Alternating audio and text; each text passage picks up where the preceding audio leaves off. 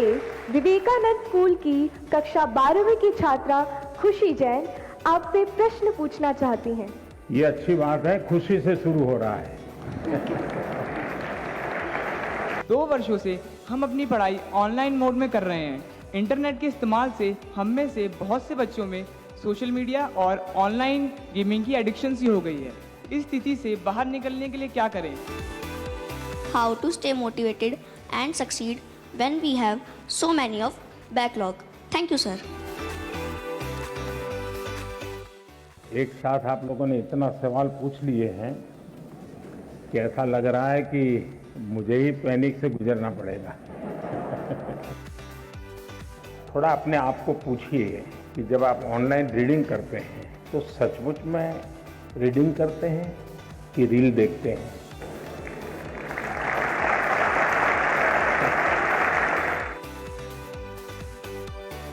जो चीजें ऑफलाइन होती हैं वही चीजें ऑनलाइन भी होती हैं।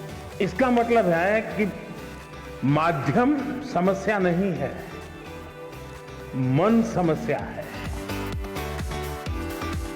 क्या छात्र परीक्षा से डरते हैं या अपने माता पिता और शिक्षकों से?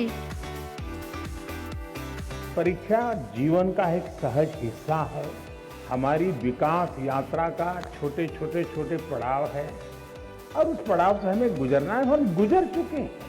एग्जाम देते देते देते एक प्रकार से हम एग्जाम प्रूफ हो गए हैं।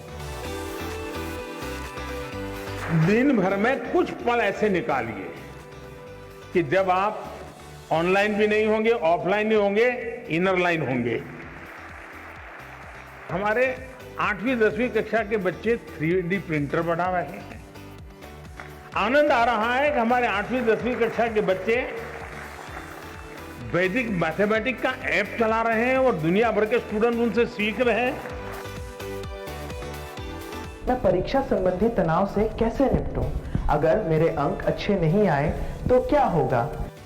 कि आप कभी एग्जाम को ही एक चिट्ठी लिख दो, हे डियर एग्जाम,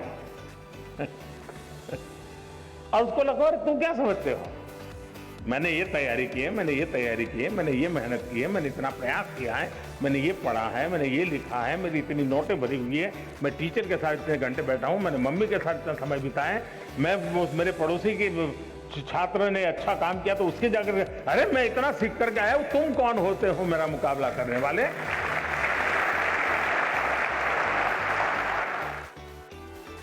जो इस वर्तमान को जान पाता है, जो इस वर्तमान को जी पाता है, उसके लिए भविष्य के लिए कभी भी क्वेश्चन मार्क नहीं होता है।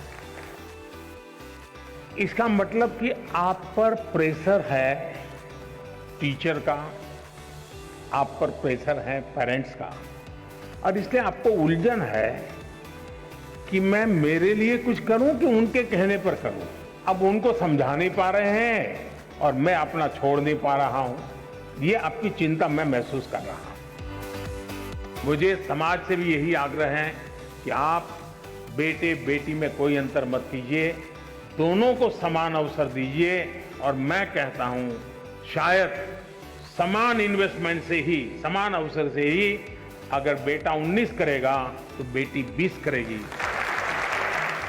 अगर मैं मेरे कर्तव्यों का पालन करता हूं, मतलब कि मैं किसी के अधिकार की रक्षा करता हूं, हमारे देश में किसी को अपने अधिकारों के लिए लड़ना न पड़े, ये हमारा कर्तव्य है। और उस कर्तव्य का उपाय भी हमारा कर्तव्यों का पालन है। अगर हम कर्तव्यों का पालन करते हैं, हमारे लिए जो जिम्मेवारियां हैं उसको पूरा करते हैं।